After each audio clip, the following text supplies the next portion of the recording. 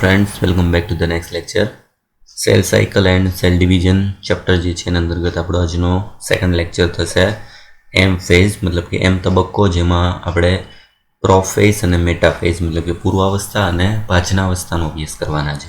बराबर। ई पहला सौथी पहला जो फर्स्ट लेक्चर जे छे एमां जे आपणे भणेला हता टॉपिक जो अधूरो हतो एना विषे टूंकमां चर्चा करी लीए। बराबर। एना पछी नेक्स्ट टॉपिक जे छे आजनो शरू करीए। आपणे आगळना लेक्चर जे छे एमां એવું ભણ્યા હતા કે કોષ વિભાજન જે છે એ પ્રક્રિયા કરવા માટે જવાબદાર એક પ્રક્રિયા જે છે એનું નામ છે કોષ ચક્ર। આ કોષ ચક્ર જે છે એમાં મુખ્ય બે તબક્કા હતા। એક તબક્કો જે છે આવ્યો તો આંતરાવસ્થા। આંતરાવસ્થા માટે મેં ટૂંકમાં તમને એવું કીધું હતું કે આંતરાવસ્થા મતલબ કોષ વિભાજન જે છે બરાબર એને તૈયાર થવા માટે થતી એક પ્રક્રિયા।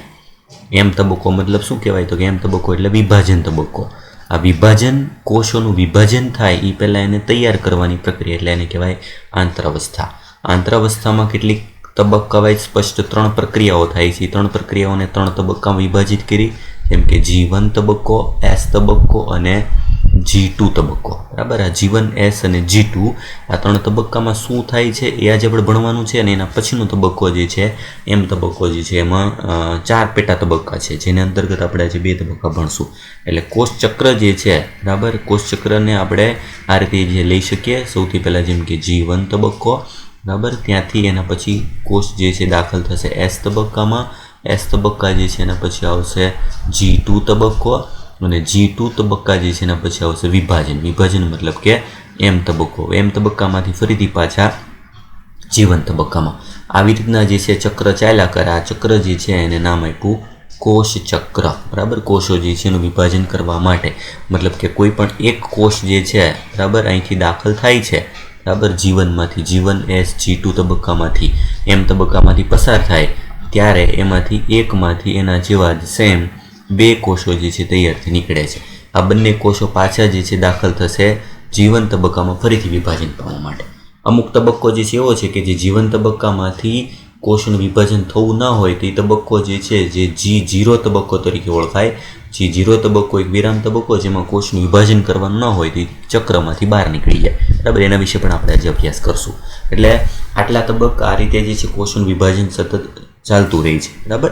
હવે આ તબક્કામાં આપણે બે વિભાગ જે છે પાડી શકીએ। બે વિભાગ કયા તો કે જે પહેલા જે તબક્કા દર્શાવેલા છે આટલો ભાગ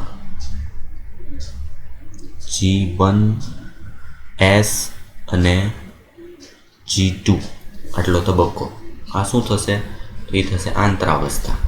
આપણે આંતરાવસ્થા એટલે તો કોષને વિભાજન માટે તૈયાર કરવાની પ્રક્રિયા।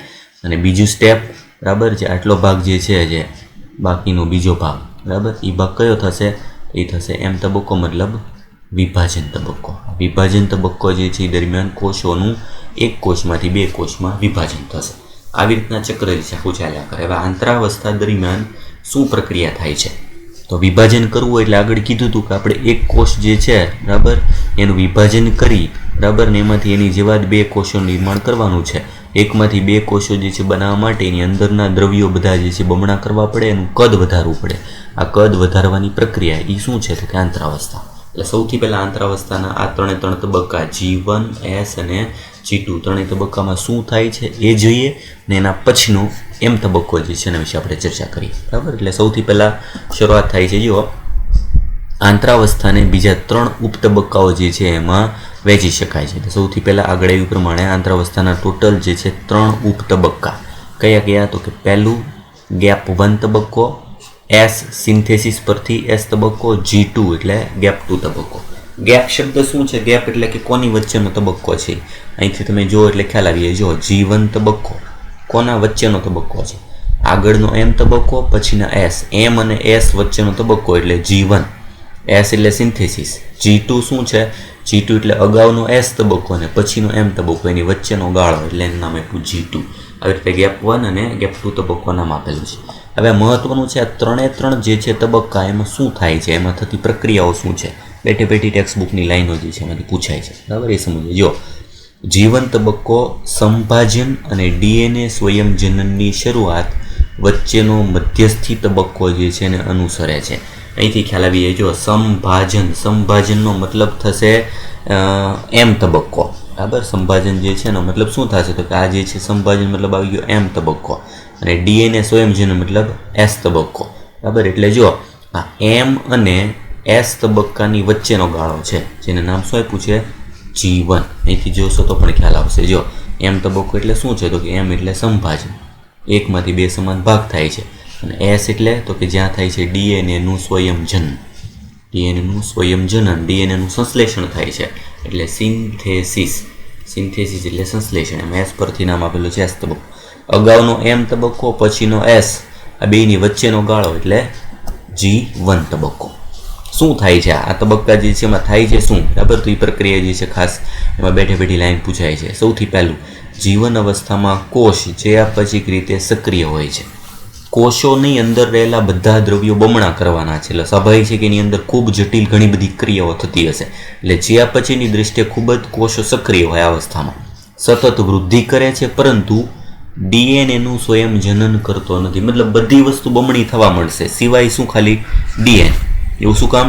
કારણ કે જીવન તબક્કામાં બધા દ્રવ્યો બમણા કરવાના છે. ડીએનએ સ્વયં જનન કરવા માટે એક સ્પેશિયલ તબક્કો છે, કયો છે? એસ. એસ તબક્કામાં ડીએનએ બમણું થવાનું છે, એટલે ડીએનએને બાદ કરતાં બાકીનું બધું જે છે બમણું થશે જીવન તબક્કામાં. પછીનો તબક્કો એસ તબક્કો અથવા સંશ્લેષણ તબક્કો. આ તબક્કા દરમિયાન ડીએનએનું સંશ્લેષણ અને તેનું સ્વયંજનન થાય છે. ડીએનએ બનવાની પ્રક્રિયા અને એનું સ્વયંજનન, મતલબ ડીએનએમાંથી એકમાંથી બે ડીએનએ બનવાની પ્રક્રિયાને કહેવાય સ્વયંજનન. એક જેવા બે બાળ ડીએનએ બનવાની પ્રક્રિયા.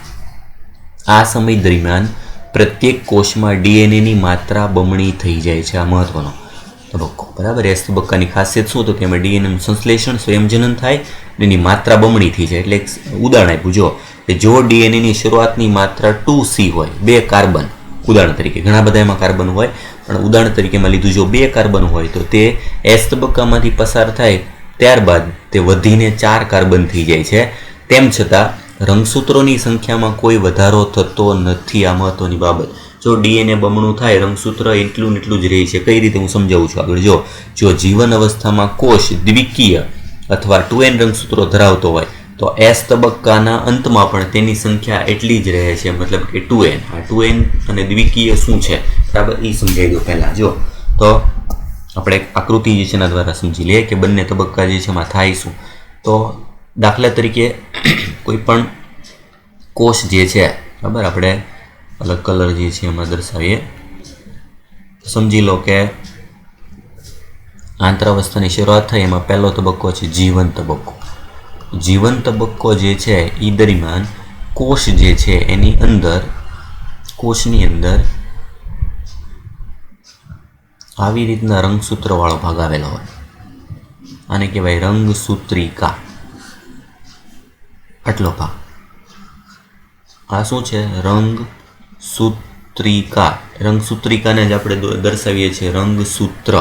રંગસૂત્રમાં આની અંદરના ભાગમાં અહીં આવેલું હોય ડીએનએ. તમે કોષવાળું ચેપ્ટર ભણો છો, એમાં લાસ્ટ ટોપિકમાં ભણશો તમે કે રંગસૂત્રની અંદર ડીએનએ આવેલું હોય. દાખલા તરીકે આ એક બાજુનું ડીએનએ એક કાર્બન તરીકે લઈએ, બીજી બાજુનું ડીએનએ જે છે બીજા કાર્બન તરીકે લઈએ, તો કુલ ડીએનએનો જથ્થો કેટલો થયો? ડીએનએનો જથ્થો સમજવા માટે ડીએનએનો જથ્થો થશે કાર્બન કાર્બન એટલે ટોટલ 2C. કયા તબક્કામાં? જીવન. રંગસૂત્રની સંખ્યા કેટલી? તો રંગસૂત્રની સંખ્યા જે છે ગણા એક રંગસૂત્ર છે ને એમાં 2 ડીએનએના અલગ અલગ ભાગ આવેલા છે, એટલે એનો જથ્થો લીધો 2C. હવે આ જીવન તબક્કો જ્યારે દાખલ થાય એસ તબક્કામાં, એટલે એના પછીનો તબક્કો આવે એસ. એસ તબક્કાવાળા ભાગમાં એવી પ્રક્રિયા થાય કે જેના લીધે આ એક જે ડીએનએ હતું બરાબર, આટલો ભાગ રંગસૂત્રનો, એ એના જેવું જ બીજું કોપી ડીએનએ જે છે બનાવવા માંડે. મતલબ એકમાંથી એના જેવું જે છે બીજું ડીએનએ આ રીતે બનવા માંડે, એના ભાગમાંથી આવી રીતે. એટલે આવું રંગસૂત્ર બની જશે. પહેલાં હતું કેટલું? તો કે આ એક, આ બીજું, આ ત્રીજું અને આ ચોથું. એટલે એમાં વિભાજન થઈને આટલો ભાગ પહેલાં હતો, એમાં એક કાર્બન, બીજો કાર્બન, આને રંગસૂત્ર એક જ ગણાય. એમાંથી એના જેવું બીજું બન્યું, આટલો ભાગ બીજો બની ગયો. આવી રીતે ભાગ નિર્માણ થયો બરાબર. એટલે પછીનો ભાગ બન્યો ત્રીજું, ચોથું. હવે મહત્વની બાબત આમાં જો રંગસૂત્રની સંખ્યા કેટલી?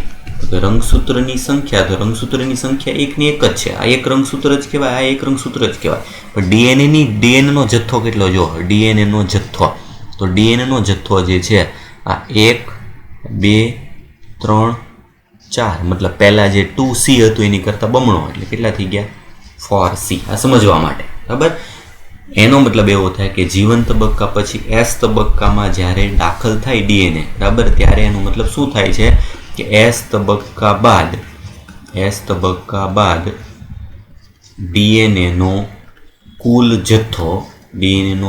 જથ્થો બમણો થાય છે પરંતુ મહત્વની બાબત પરંતુ રંગસૂત્રની સંખ્યા સમાન રહે છે મતલબ રંગસૂત્રની સંખ્યા બદલાતી નથી રંગસૂત્ર n કે 2n એનો મતલબ શું જો તો કોઈ પણ કોષ જે છે કોષની અંદર રંગસૂત્ર જે છે એ જોડમાં ન હોય રંગસૂત્ર સિંગલ હોય આવી રીતના રંગસૂત્ર હોય બરાબર તો એને કહેવાય n મતલબ કે એકકીય રંગસૂત્ર આ જે ભાગ જે છે એને શું કહેવાય એકકીય રંગસૂત્ર બરાબર રંગસૂત્ર વાળો ભાગ જે છે એને એકકીય કહેવાય જ્યારે અમુક જે છે એમાં રંગસૂત્ર આ રીતે હોય જેમ કે આગળ કીધું પ્રમાણે તો આને શું કહેવાય 2n મતલબ કે દ્વિકીય રંગસૂત્ર તો જો n હશે તો n નો n તબક્કો રહેશે રંગસૂત્ર જે છે દ્વિકી બમણા ભાગમાં હશે તો એને 2n રંગસૂત્ર કહેવાય એટલે S તબક્કા દરમિયાન S તબક્કા પહેલા S તબક્કા બાદ તફાવત શું હોય તો જો રંગસૂત્ર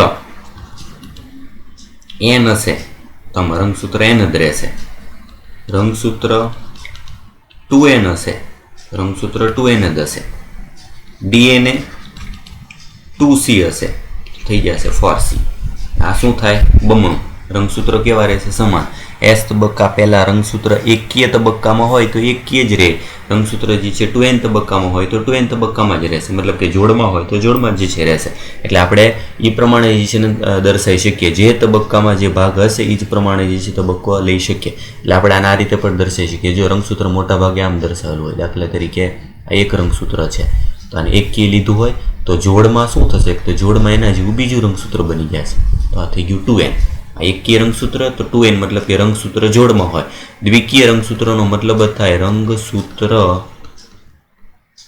જોડમાં હોય છે રંગસૂત્ર જોડમાં હોવું મતલબ દ્વિકીય જ્યારે રંગસૂત્ર જોડમાં હોતા નથી અમુક કોષો હોય એમાં રંગસૂત્ર સિંગલ હોય તેને એકકીય રંગસૂત્રો કહેવાય જો રંગસૂત્રો જોડમાં આવેલા હોય તેને દ્વિકીય રંગસૂત્ર કહે છે દાખલા તરીકે એક્ઝામ્પલ તરીકે જે છે આપણે લઈએ છીએ દાખલા તરીકે મનુષ્ય જે છે મનુષ્યના દરેક કોષમાં 23 જોડ રંગસૂત્ર આવેલા છે 23 જોડ એટલે કુલ કેટલા થયા 46 રંગસૂત્રો હાજર હોય છે તેનો મતલબ શું થયો મનુષ્યનો કોષ કેવો કહેવાય 2n દ્વિકીય કારણ કે કેટલા છે જો 23 જોડ મનુષ્યનો દરેક કોષ જે છે દૈહિક કોષ બરાબર અંડકોષ ને શુક્રકોષને બાદ કરતા બાકી બધા કોષ જે છે દરેક કોષ કયો દૈહિક કોષ દરેક દૈહિક કોષ જે છે એ 23 જોડ રંગસૂત્રો દર્શાવે છે 23 જોડ રંગસૂત્રો ટોટલ 46 રંગસૂત્રો હોય એટલે 2n સ્થિતિમાં હોય છે બરાબર એટલે જીવનમાંથી S તબક્કામાં જાય ત્યારે એનું DNA જે છે બમણું થઈ જાય રંગસૂત્રની સંખ્યા જે હતી એટલી જે છે રંગસૂત્રની સંખ્યા રહી છે આ ખાસ યાદ રાખવાનું છે S તબક્કા દરમિયાન એના આધારે ક્વેશ્ચન પૂછાય બરાબર ઉપરાંત એની સાથે સાથે બીજી પ્રક્રિયા શું થાય છે જો તો પ્રાણી કોષમાં S અવસ્થા દરમિયાન કોષ કેન્દ્રમાં DNAના સ્વયંજનનની શરૂઆત થવાની સાથે તારા કેન્દ્ર કોષરસના દ્વિગુણનની શરૂઆત પણ થવા લાગે છે એટલે S તબક્કામાં DNAનું સ્વયંજનન તો થાય જ છે સાથે સાથે જે તારા કેન્દ્ર આવેલું હોય એ પણ બમણું થવા માંડે એટલે યાદ રાખવાનું તારા કેન્દ્ર 1 માંથી 2 બની જાય બરાબર મતલબ પ્રાણી કોષમાં શું કામ કીધું કારણ કે તારા કેન્દ્ર માત્ર પ્રાણી કોષમાં જ હોય તમે આગળના કોષનું ચેપ્ટર જે છે એમાં ભણી ગયા બરાબર વનસ્પતિ કોષમાં તારા કેન્દ્ર જે છે હોતું નથી એટલે પ્રાણી કોષમાં S તબક્કામાં DNA સ્વયંજનનની સાથે તારા કેન્દ્ર જે છે એનું પણ દ્વિગુણન થાય છે બરાબર આની સાથે કેટલાક અહીંયા ક્વેશ્ચન આપ્યા છે જોઈ લેજો વનસ્પતિ અને પ્રાણી તેમના જીવનકાળમાં કેવી રીતે વૃદ્ધિ કરે છે તો આન્સર શું છે યાદ રાખજો કે વનસ્પતિમાં વૃદ્ધિ જીવન પર્યંત ચાલુ જ રહી છે પ્રાણીઓમાં અમુક ઉંમર સુધી આપણે ભણી ગયા છે ચેપ્ટર નંબર 1 માંનો આન્સર શું વનસ્પતિમાં જીવનભર બધા જ કોષો વિભાજન પામે છે તો આનો આન્સર થશે નો કયા કોષો? તો કે જે કોષો મૂલાગ્ર અને પ્રરોહાગ્ર મતલબ વનસ્પતિના ટોચના કોષો છે, જે અગ્રસ્થ કોષો, એ બધા જીવનભર વિભાજન પામે, પછીના અમુક વચ્ચેના કોષો એ સ્થાયી થઈ જાય છે. નેક્સ્ટ ક્વેશ્ચન છે, શું તમે વિચારી શકો છો કેટલાક કોષો વનસ્પતિ અને પ્રાણીઓના જીવનમાં સતત વિભાજિત થતા રહેતા હોય છે? હા, વનસ્પતિમાં જે વર્ધનશીલ કોષો હોય, વર્ધનશીલ પેશીનું નામ છે, એ કોષો જિંદગીભર વિભાજન પામતા રહે, બરાબર ને? પ્રાણી જે છે એમાં તો પ્રાણીમાં અમુક ઉંમર સુધી જ કોષો વિભાજન પામે, પછી સ્થાયી થઈ જાય. શું તમે ઉચ્ચ કક્ષાની વનસ્પતિમાં એવા કોષો ધરાવતી પેશીનું નામ કે સ્થાન બતાવી શકો કે જીવનભર વિભાજન પામ્યા કરે છે? તો કયો નામ થશે? વનસ્પતિમાં મૂલાગ્ર અને પ્રરોહાગ્ર પેશીનું નામ કહેવાય વર્ધનશીલ પેશી. વર્ધનશીલ પેશી કે જે સતત જે છે કોષ વિભાજન ચાલુ રાખે છે. શું પ્રાણીઓમાં વનસ્પતિ જેવી વર્ધનશીલ પેશી આવેલી હોય? તો જવાબ આવશે ના. બરાબર, પ્રાણીઓમાં વર્ધનશીલ પેશી હોય તો પ્રાણી પણ જેટલી ઉંમર જેટલી હોય એ પ્રમાણે એની ઊંચાઈને વધતું રહે, એવું થતું નથી. એટલે આ થશે એના આન્સર. બરાબર, આ ક્વેશ્ચનના આન્સર જે છે તમારે લોજિકલી એને રિલેટેડ ક્વેશ્ચન પૂછાય તમને જવાબ ખબર હોવી જોઈએ. બરાબર. નેક્સ્ટ આ થઈ ગયું જીવન અને એસ તબક્કો. એના પછીનું સ્ટેપ G2 તબક્કો. G2 અવસ્થા દરમિયાન સમવિભાજનની તૈયારી માટે પ્રોટીનનું સંશ્લેષણ થાય છે અને કોષની વૃદ્ધિ સતત ચાલુ રહે છે. G2 તબક્કો જે છે એ તમે જોશો તો G2 તબક્કો જે છે એ કોની પહેલાંનો તબક્કો છે? જો તો S તબક્કાની પહેલાંનો તબક્કો, M તબક્કો જે છે એની પહેલાંનો તબક્કો છે. M તબક્કામાં વિભાજન થવાનું છે. વિભાજન માટે જે જરૂર પડશે પ્રોટીન એ બધું ક્યાં બનશે? G2 તબક્કા દરમિયાન. G2 તબક્કા દરમિયાન જે છે જરૂરી પ્રોટીન જે છે એનું નિર્માણ થતું રહેશે. બરાબર, એટલે આ થશે G2 તબક્કા માટેની એક સિંગલ લાઈન. સંભાજનની તૈયારી માટેના પ્રોટીનનું સંશ્લેષણ થાય છે અને કોષો જે છે એની સતત વૃદ્ધિ ચાલુ રાખે છે. આ થશે G2 તબક્કા દરમિયાન. એટલે આવી રીતે બહુ ટૂંકમાં જે છે G1 S અને G2 તબક્કા જે છે એના માટેની જે છે ભાગ દર્શાવેલો છે. બરાબર, ત્રણેય માટે યાદ રાખવાનું. ટૂંકમાં જીવનમાં શું થાય? જીવન તબક્કામાં કોષો છે પછી રીતે સક્રિય હોય અને એનું સતત જે છે વૃદ્ધિ ચાલુ રાખે. એસમાં ડીએનએનું સ્વયંજનન થાય. G2માં તો કે વિભાજન માટેના જરૂરી પ્રોટીનનું નિર્માણ થાય અને એની વૃદ્ધિ ચાલુ રાખે. આ ત્રણેય તબક્કા પૂરા થાય એટલે આંતરાવસ્થા પૂરી, એનો મતલબ કોષ હવે વિભાજન માટે તૈયાર છે. હવે ચાલુ થશે M તબક્કો. પુખ્ત પ્રાણીઓમાં કેટલાક કોષો વિભાજન પામતા નથી, જેમ કે હૃદયના કોષો. જો પ્રાણીમાં કીધું આગળ પ્રમાણે પ્રાણીમાં સતત જે છે કોષ વિભાજન ચાલુ નથી રહેતું, જેમ કે હૃદયના કોષો, હૃદય મોટું નથી થતું.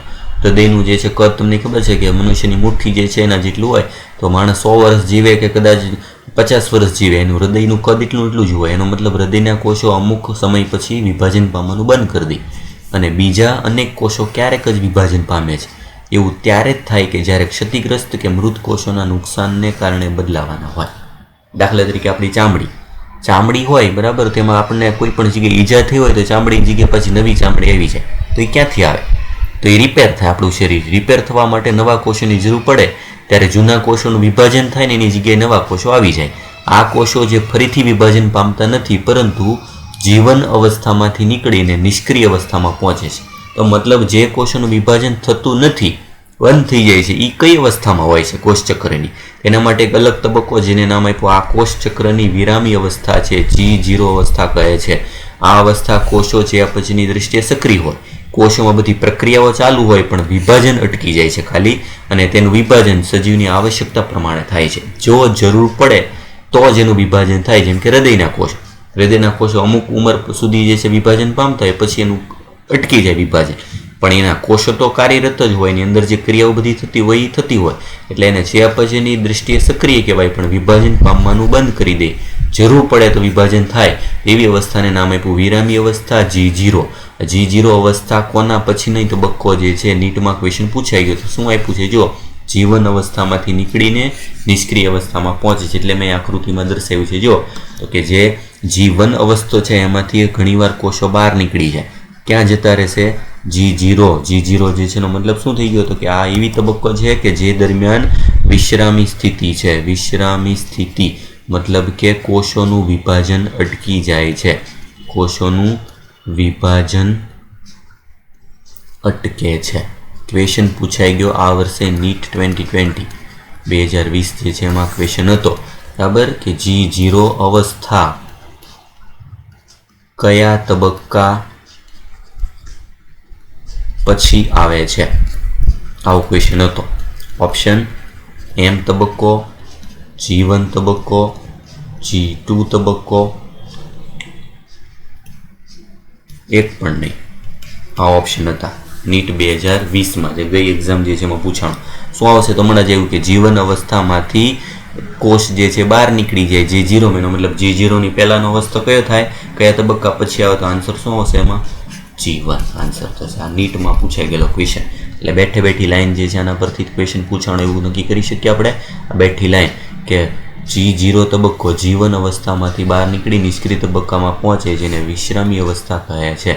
બરાબર, લાઈન પૂછાઈ ગઈ નીટ 2020. બરાબર, બેઠે બેઠી લાઈન 4 માર્કનો ક્વેશ્ચન. બરાબર, G0 અવસ્થાની પહેલાનો અવસ્થા કયો આવશે? G1. બરાબર, આ થઈ ગયા ત્રણેય તબક્કા. G1 G2 આંતરાવસ્થાનો ભાગ નથી પણ એમાંથી બહાર નીકળતો એક તબક્કો જેને નામ આપ્યું વિશ્રામી અવસ્થા, જેને નામ આપ્યું G0 તબક્કો. બરાબર, આ તબક્કો જે છે એમાં કોષો જેનું વિભાજન નથી થવાનું પ્રાણીઓમાં, બરાબર, એ જે છે એમાંથી બહાર નીકળી જાય છે.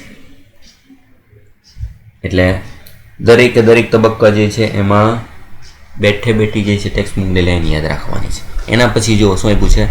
પ્રાણીઓમાં સંભાજન માત્ર દ્વિકીય દેહી કોષમાં જ થાય છે, છતાં થોડાક અપવાદો સાથે એકકીય કોષો સમવિભાજનથી વિભાજન પામે છે. દાખલા તરીકે નર મધમાખી.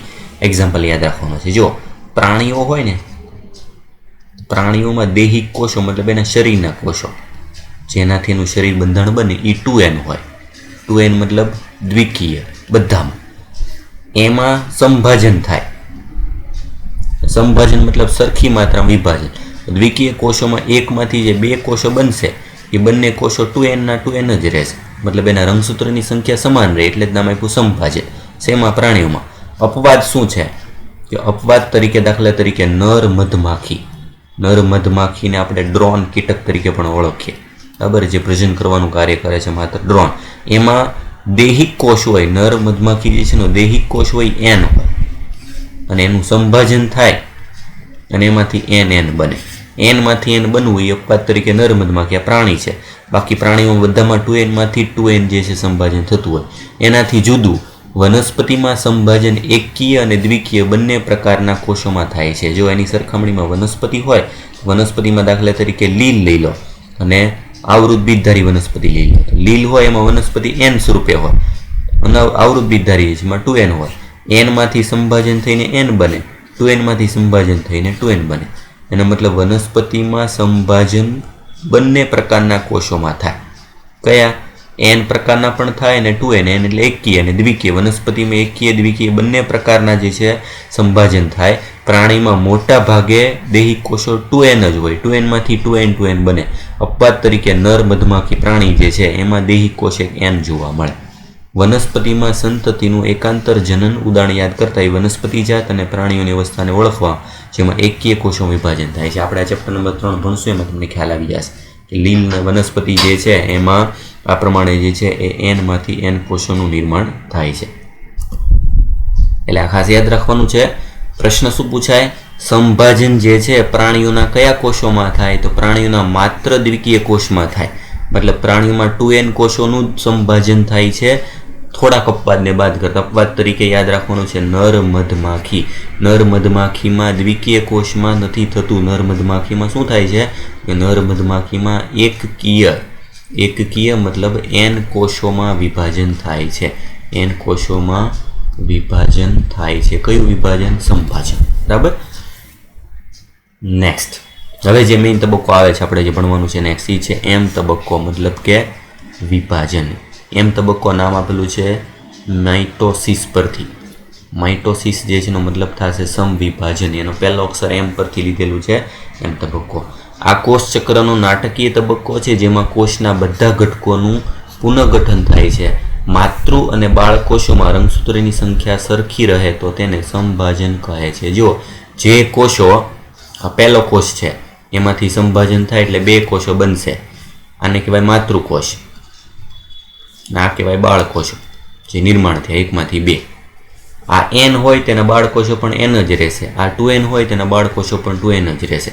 જે વિભાજન રંગસૂત્રનું થાય છે એમાં રંગસૂત્રની સંખ્યા સમાન રહેતી હોય તેવા પ્રકારના વિભાજનને કહેવાય સમભાજન. સરળતા માટે સમભાજનને કોષ કેન્દ્ર વિભાજનની 4 અવસ્થામાં વિભાજિત કરવામાં આવેલું છે. જો સમભાજન થાય તો સમભાજનમાં મુખ્ય 2 તબક્કા થશે. પહેલું આવશે કોષ કેન્દ્ર વિભાજન. કોષ કેન્દ્ર વિભાજન ઇંગ્લિશ નામ કેરિયોકાઇનેસિસ. કેરિયોકાઇનેસિસ, જેમાં માત્ર એક કોષમાંથી એક કોષની અંદર 2 કોષ કેન્દ્ર નિર્માણ થશે આ રીતે. બીજો તબક્કો કોષ રસ વિભાજન, અને પછીનો તબક્કો આવશે કોષ રસ વિભાજન ઇંગ્લિશમાં સાઇટોકાઇનેસિસ. સાઇટોકાઇનેસિસ, જેમાં આ જે કોષની અંદર 2 કોષ કેન્દ્ર આવેલા છે એમાંથી વચ્ચે વિભાજન થઈ અને 2 સ્વતંત્ર કોષો જે છે નિર્માણ થયેલા. 2 તબક્કા સંભાજન તરીકે ઓળખાય. પહેલો તબક્કો છે આ કોષ કેન્દ્ર વિભાજન, એના પેટા તબક્કા. એના પેટા તબક્કા જે છે 4 તબક્કા છે. એ 4 તબક્કા જે છે આપણે ભણવાના છે, જેમ કે પૂર્વાવસ્થા, ભાજનાવસ્થા,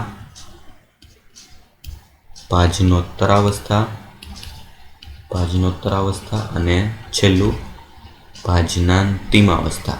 ભાજનાંતિમાવસ્થા 4 અહીંયા આપેલા છે. જો કે અહીંયા સમજી લઈએ કે કોષ વિભાજન એક સળંગ પ્રક્રિયા છે, પણ તેને જુદી જુદી સ્પષ્ટ રીતે અલગ કરવી મુશ્કેલ છે.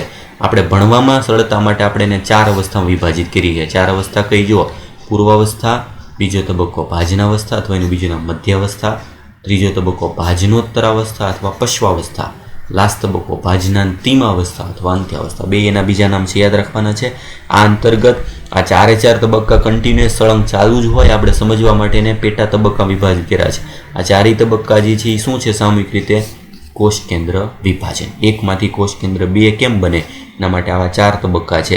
એના અંતર્ગત આજે આપણે આ 2 તબક્કા ભણશું, પૂર્વાવસ્થા અને ભાજનાવસ્થામાં શું થાય છે. જો દરેકે દરેક તબક્કાની ખાસિયતો બેઠી લાઈન જે છે પૂછાય છે કે દરેકે દરેક તબક્કા જે છે એમાં કયા પ્રકારની પ્રક્રિયાઓ જે છે એ જોવા મળે છે. બરાબર, એના વિશે આપણે જોઈએ. સૌથી પહેલી પૂર્વાવસ્થા. પૂર્વાવસ્થા પ્રોફેઝ. પૂર્વાવસ્થા કે જે આંતરાવસ્થાના S અને G2 તબક્કાને અનુસરતી સમવિભાજનની કોષ કેન્દ્ર વિભાજનની પ્રથમ અવસ્થા છે. આગળ આવી ગયું જો G1, S, G2, પછી M, ફરીથી પાછું G1. S અને G2, S તબક્કો પૂરો થાય, પછી G2 તબક્કો પૂરો થાય, M તબક્કો ચાલુ થાય. એમમાં પહેલો તબક્કો જે છે કયો? પૂર્વાવસ્થા. એટલે પૂર્વાવસ્થા કયા તબક્કા પછી આવે? G2 તબક્કા પછી. અને કોષ કેન્દ્ર વિભાજનની પહેલી જે છે અવસ્થા. S અને G2 અવસ્થામાં બનતા નવા DNAના અણુઓ એકબીજાથી જુદા હોતા નથી, પરંતુ એકબીજા સાથે વીંટળાયેલા હોય છે. આગળ શું આવ્યું જો તો કે DNA વાળો ભાગ જે છે S તબક્કામાં એક DNA હોય એનું 2 DNA બની ગયું હોય, કારણ કે એને આપણે નામ આપ્યું હતું DNAનું સ્વયંજનન. DNAનું સ્વયંજનન થઈ ગયું હોય કયા તબક્કામાં? Sમાં. પણ આ 2 DNA એકબીજાથી જુદા પાડી શકે એવા નથી હોતા, એકબીજા સાથે વીંટળાયેલા હોય, આપણને જુદા દેખાતા નથી.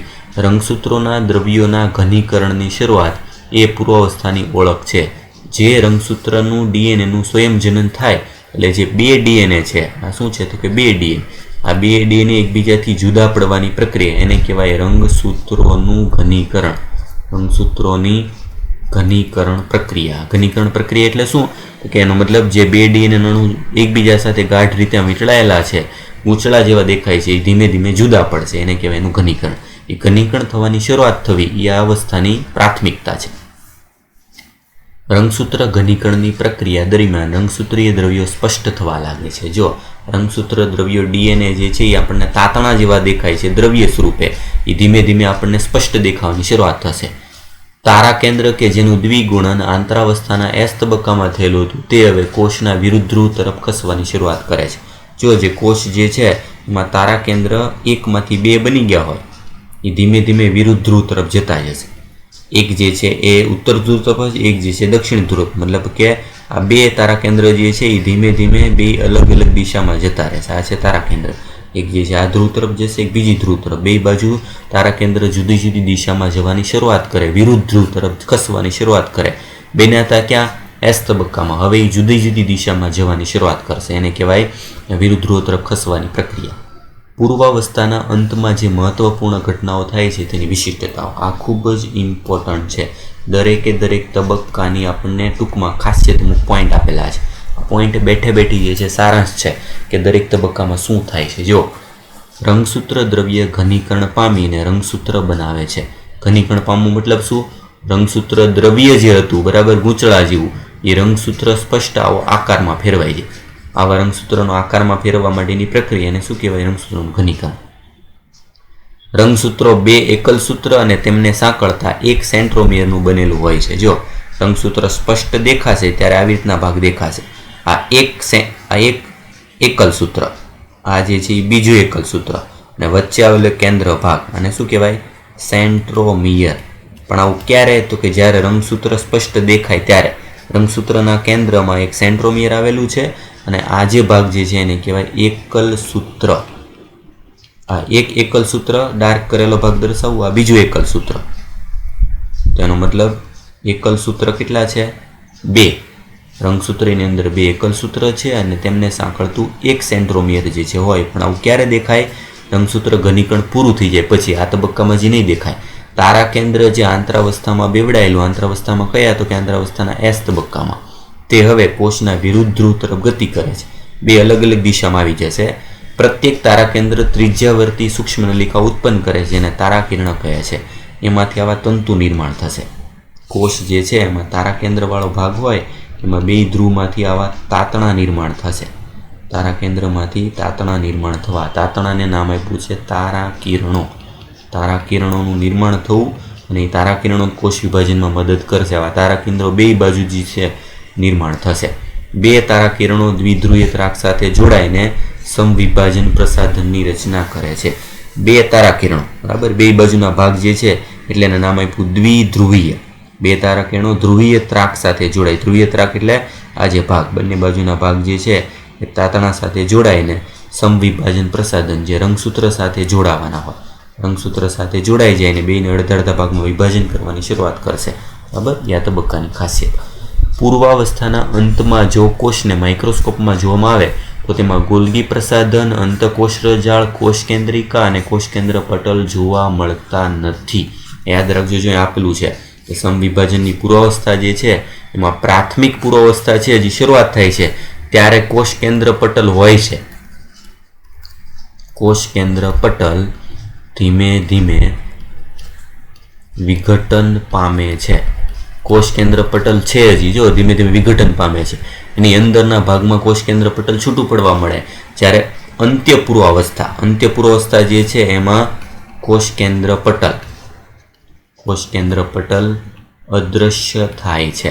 કોષ કેન્દ્ર પટલ નહીં, કોષ કેન્દ્ર પટલની સાથે સાથે કોણ? તો સાથે સાથે ગોલ્ગી પ્રસાધન મતલબ ગોલ્ગીકાય નામની અંગિકા સાથે અંતકોષરજાળ જે કોષની અંદર આવેલી હોય, સાથે સાથે કોષ કેન્દ્રિકા, ગોલ્ગી પ્રસાધન, અંતકોષરજાળ અને કોષ કેન્દ્ર પટલ આ બધું અદૃશ્ય થઈ જાય. ક્યારે? અંત્ય પૂર્વાવસ્થા મતલબ પૂર્વાવસ્થા જે છે એની અંતિમ સ્થિતિમાં. શરૂઆતમાં નહીં, શરૂઆતમાં અદૃશ્ય થવાની શરૂઆત થાય, છેલ્લે અદૃશ્ય થઈ જાય. મતલબ કે સંપૂર્ણ કોષ કેન્દ્ર પટલ અદૃશ્ય થવાની શરૂઆત થવા માંડે. જો આ શરૂઆતના તાતણા જેવો ભાગ દેખાતો હતો. આ જે ભાગ જે છે એ શરૂઆતના જે ભાગ દેખાય છે એ રંગસૂત્ર શું છે? એને કહેવાય રંગસૂત્ર દ્રવ્ય. ઇંગ્લિશમાં એનું નામ છે ક્રોમેટિન. ક્રોમેટિન જેવું જે છે દ્રવ્ય દેખાતું હોય પૂર્વાવસ્થાવાળા ભાગમાં, એ ધીમે ધીમે પછી સંકોચન કરીને આવા રંગસૂત્ર જેવા ભાગ જે છે એમાં દેખાવાની શરૂઆત થવા માંડે. આ છે પૂર્વાવસ્થાની ખાસિયત. દરેક પૂર્વાવસ્થા જે છે એની ખાસિયત શું? તો કે એમાં રંગસૂત્રનું ઘનીકરણ થવું, આ પહેલો તબક્કો. પછી બીજું તો કે એમાં તારા કિરણો નિર્માણ થાય અને 2 ધ્રુવ તરફ ગોઠવાય અને ખાસ ગોલ્ગીકાય, અંતકોષરજાળ, કોષ કેન્દ્રિકા અને કોષ કેન્દ્ર પટલ ગાયબ થઈ જવા. એ કહેવાય પૂર્વાવસ્થાની ખાસિયત. એના પછીનો તબક્કો આવશે ભાજનાવસ્થા. ભાજનાવસ્થામાં શું થાય? તો કે ભાજનાવસ્થાવાળા ભાગ જે છે એમાં શરૂઆત થઈ કેમ ખબર પડે? કોષ કેન્દ્ર પટલના સંપૂર્ણ વિઘટન થયા બાદ સમવિભાજનની બીજી અવસ્થાની શરૂઆત થાય છે. મતલબ શું? જો કોષ કેન્દ્ર પટલ સંપૂર્ણ વિઘટન થઈ જાય. શરૂઆત શેમાં થઈ હતી? પૂર્વાવસ્થામાં. આ વિઘટન સંપૂર્ણ થઈ જાય, પટલ નીકળી જાય એટલે એનો મતલબ હવે બીજી તબક્કા જે છે ચાલુ થઈ ગયો છે. આ અવસ્થામાં કોષમાં રંગસૂત્રો કોષના કોષરસમાં ફેલાઈ જાય છે. જો આવી રીતના ફરતે પટલ હોય નીકળી જાય એટલે એનો મતલબ હવે ખાલી રંગસૂત્રો જે છે આમ ફેલાઈ ગયેલા હશે આખા કોષમાં બરાબર, કારણ કે ફરતેનું પટલ જે છે એ નીકળી જાય એટલે કોષ રસમાં રંગસૂત્રો ફેલાઈ જાય. આ અવસ્થા સુધી રંગસૂત્રોની ઘનીકરણ પ્રક્રિયા પૂર્ણ થઈ જાય છે. શરૂઆત ક્યાં થઈ હતી? પૂર્વાવસ્થામાં. પૂર્ણ ક્યારે થઈ જાય? ભાજનાવસ્થામાં. માઇક્રોસ્કોપમાં જોતા તેનું સ્પષ્ટ નિરીક્ષણ કરી શકાય ના એ જ અવસ્થા છે જેમાં રંગસૂત્રોની બાહ્ય રચનાનો અભ્યાસ સરળતાથી થઈ શકે છે. આ ખાસ ઇમ્પોર્ટન્ટ, ખાસ યાદ રાખજો કે ભાજનાવસ્થા દરમિયાન રંગસૂત્રો સ્પષ્ટ જોઈ શકાય છે. કોષ વિભાજનની માત્ર એક જ અવસ્થા છે. માત્ર ભાજનાવસ્થા દરમિયાન રંગસૂત્રો સ્પષ્ટ જોઈ શકાય છે. તો સ્વાભાવિક છે કે આપણે રંગસૂત્રોની બાહ્ય રચના, રંગસૂત્રો કેવા દેખાય છે, કેવા દેખાતા હોય તો કે આ પ્રમાણેની રચના દેખાતી. એમાં રંગસૂત્રિકાઓ અને વચ્ચે સેન્ટ્રોમિયર, આવું સ્પષ્ટ રંગસૂત્ર માત્ર ભાજનાવસ્થા દરમિયાન દેખાય. તો આપણે કોઈ પણ કોષની અંદર રંગસૂત્રોનો કોઈ અભ્યાસ કરવો હોય તો એને કયા તબક્કામાં કરી શકાય? ક્વેશ્ચન પૂછાય, કયો તબક્કો આવશે? ભાજનાવસ્થા. કારણ કે માત્ર સ્પષ્ટ જે છે આ તબક્કામાં જ રંગસૂત્રો દેખાતા હોય. આ તબક્કામાં રંગસૂત્રો બે એકલ સૂત્રોના બનેલા હોય છે જે સેન્ટ્રોમિયરથી જોડાયેલા હોય છે. સેન્ટ્રોમિયરની સપાટી પર કાઇનેટોકોર્સ નામની બિંબ જેવી રચના જોઈ શકાય છે. જો આ સેન્ટ્રોમિયર, એના પર આવેલું આ પહેલું એકલ સૂત્ર, આવેલું છે બીજું એકલ સૂત્ર, આ બંને જે છે એ થશે એકલ સૂત્રો. વચ્ચેના ભાગમાં આવેલું છે સેન્ટ્રોમિયર. આ સેન્ટ્રોમિયરની બે બાજુ, એટલે હું તમને બીજા કલરથી દર્શાવું કે બંને બાજુ એક આવી રકાબી જેવી તકતી જેવી રચના હોય. અહીંયા તકતી જેવી રચના હોય, એક અહીંયા તકતી જેવી રચના હોય. આ જે તકતી જેવી રચના જે છે એનું નામ છે કાઇનેટોકોર. બે બાજુ એટલે નામ શું છે? કાઇનેટોકોર્સ. કાઇનેટોકોર્સ નામની બિંબ જેવી રચના જોઈ શકાય છે સેન્ટ્રોમિયરની બે સાઈડ આવેલી આવી તકતી જેવી રચના. એ શું છે? કાઇનેટોકોર્સ. આ કાઇનેટોકોર્સનું કાર્ય શું છે? જ્યાં તારા કેન્દ્રના ત્રાકતંતુઓ જોડાય છે. તારા કેન્દ્રમાંથી જે ત્રાકતંતુઓ નિર્માણ થયા છે ક્યાં જોડાય? તો કે રંગસૂત્રના કાઇનેટોકોર્સ જે છે એની સાથે જોડાય છે. આ રચના સૂક્ષ્મ નલિકાઓ દ્વારા બનેલ ત્રાકતંતુઓને જોડાવા માટેનું સ્થાન છે. ક્વેશ્ચન પૂછાય કાઇનેટોકોરનું કાર્ય શું? ત્રાકતંતુઓ જે છે એને જોડવા માટેનું સ્થાન. ત્રાકતંતુઓ રંગસૂત્રના સેન્ટ્રોમિયર સાથે જોડાઈને રંગસૂત્રના મધ્ય વિસ્તારમાં ગોઠવે છે. જો આકૃતિ જો એટલે ખ્યાલ આવશે કે બે બાજુના ભાગમાં આ છે તારા કેન્દ્રમાંથી નીકળતા તારા કિરણોમાંથી નીકળતા આ તંતુઓ, આ જે તંતુઓ શું છે એને કહેવાય ત્રાકતંતુઓ. એ જો રંગસૂત્રમાં જોડાઈ ગયા, રંગસૂત્રમાં કઈ જગ્યાએ જોડાશે? તે જોડાણવાળો ભાગ જે છે એ હશે કાઇનેટોકોર્સ સાથે જોડાય છે. એના બે બાજુ જોડાયેલા ત્રાકતંતુઓ. શેમાંથી નીકળે છે ત્રાકતંતુઓ? તો એક અંગિકા, એનું નામ શું છે? તારા કેન્દ્ર. બરાબર. જો મધ્ય અવસ્થા અથવા ભાજનાવસ્થાની સંક્રાંતિ અવસ્થા, પહેલા જોડાય બધા રંગસૂત્રો સાથે, દરેકે દરેક રંગસૂત્ર સાથે તંતુઓ જોડાય. એ તંતુઓ જોડીને એને એક મધ્ય સ્થિતિમાં લાવે. આ મધ્ય સ્થિતિ કઈ છે? તો કે એનું નામ છે વિષુવવૃત્તીય તલ. એટલે એના પછી જો પ્રત્યેક રંગસૂત્રનું એક એકલ સૂત્ર એક ધ્રુવ તરફ ત્રાકતંતુ દ્વારા પોતાના કાઇનેટોકોર્સ વડે જોડાય છે. બે બાજુના કાઇનેટોકોર્સ બાજુ બે બાજુ જોડાઈ જાય તંતુ, એક આ બાજુ એક આ બાજુ. બે બાજુ કાઇનેટોકોર્સ જે છે એની સાથે તંતુઓ જોડાય છે. જ્યારે તેનું બીજું એકલ સૂત્ર ત્રાકતંતુ વડે પોતાના કાઇનેટોકોર સાથે વિરુદ્ધ ધ્રુવ સાથે જોડાય. બે બાજુના કાઇનેટોકોર વિરુદ્ધ ધ્રુવના ત્રાકતંતુ સાથે જોડાય છે. જે મધ્યાવસ્થાની ઓળખ છે. મધ્યાવસ્થા જે તલ પર રંગસૂત્ર ગોઠવાય છે તેને મધ્યાવસ્થા પટ્ટિકા કે ભાજન તલ કહે છે. જો વિષુવવૃત્તીય તલ અથવા ભાજન તલ અથવા બીજું નામ મધ્યાવસ્થા પટ્ટિકા, આ ત્રણેય નામ એક જ છે. આ મધ્યાવસ્થા પટ્ટિકા, સેન્ટર ભાગમાં રંગસૂત્રો બધા ગોઠવાઈ જવું, એ ભાજનાવસ્થાની મુખ્ય લાક્ષણિકતા છે. આ પટ્ટિકા જે સેન્ટર ભાગ છે એનું નામ શું આપ્યું? વિષુવવૃત્તીય તલ, ભાજન તલ અથવા મધ્યાવસ્થા પટ્ટિકા. એટલે અવસ્થાની મુખ્ય લાક્ષણિકતા જો પહેલું ત્રાકતંતુ કાઇનેટોકોર સાથે જોડાયેલા હોય છે. પહેલી ખાસિયત. રંગસૂત્રો બંને ધ્રુવો પર રહેલા ત્રાકતંતુ દ્વારા મધ્યાવસ્થા પટ્ટિકા અથવા વિષુવવૃત્તિ તલ તરફ આગળ વધી અને પટ્ટિકા પર ગોઠવાય છે. આની ખાસિયત. અને ત્રીજી ખાસિયત જે છે શું છે? ત્રીજી ખાસિયત, રંગસૂત્રો આ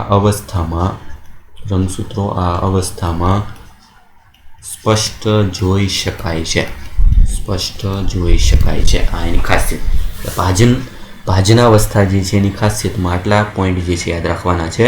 એક કાઇનેટોકોર વડે જોડાયેલા હોય, રંગસૂત્રો મધ્યાવસ્થા પટ્ટિકા એટલે કે આ સેન્ટર ભાગ એમાં જોડાઈ જાય, બધા પહેલાં ગોઠવાય આવી રીતે ને પછી એને બે બાજુથી ખેંચે એટલે તંતુઓ વચ્ચેના ભાગમાં ગોઠવાઈ જાય. બરાબર, રંગસૂત્રો સ્પષ્ટ દેખાતા. એટલે આ રીતે દરેકે દરેક જે છે એના પોઈન્ટ આપેલા છે, મુખ્ય એ પોઈન્ટ યાદ રાખવાના છે જેની ખાસિયત છે. ભાજનાવસ્થામાં શું થાય છે અને આગળની પૂર્વાવસ્થા જે છે એમાં પોઈન્ટ આપેલા છે. દરેકે દરેક પોઈન્ટ જે છે એમાં એની ખાસિયત શું છે અને આકૃતિ બેઠે બેઠી પૂછાય. આ શરૂઆતની પૂર્વાવસ્થા છે, અંતિમ પૂર્વાવસ્થા છે. ભાજનાવસ્થા દરમિયાન જો કોષ કેન્દ્ર પટલ નથી, ગાયબ થઈ ગયું છે, રંગસૂત્રો ખાલી છે. રંગસૂત્રો છૂટા છૂટા હોય એને સેન્ટર ભાગમાં ગોઠવવાનું કામ કરે છે બે બાજુના તારા કેન્દ્ર. શું છે તો કે તારા કેન્દ્ર અલગ અલગ ધ્રુવના. એટલે આ રીતે દરેકે દરેક જે છે ભાગ ટેક્સ્ટ બુકમાં પેલી લાઈન જ યાદ રાખવાની છે, પણ દરેકે દરેક અવસ્થામાં શું થાય છે એની ખાસિયત આ પ્રમાણે સમજીને યાદ રાખવાની છે. બરાબર, ટેક્સ્ટ બુકમાં જે છે એ સિવાયનું એક્સ્ટ્રા લખાયું છે, એક્સ્ટ્રા એડ કરી દેવાનું છે. બાકી ટેક્સ્ટ બુકની બેઠે બેઠી લાઈન યાદ રાખવાની છે.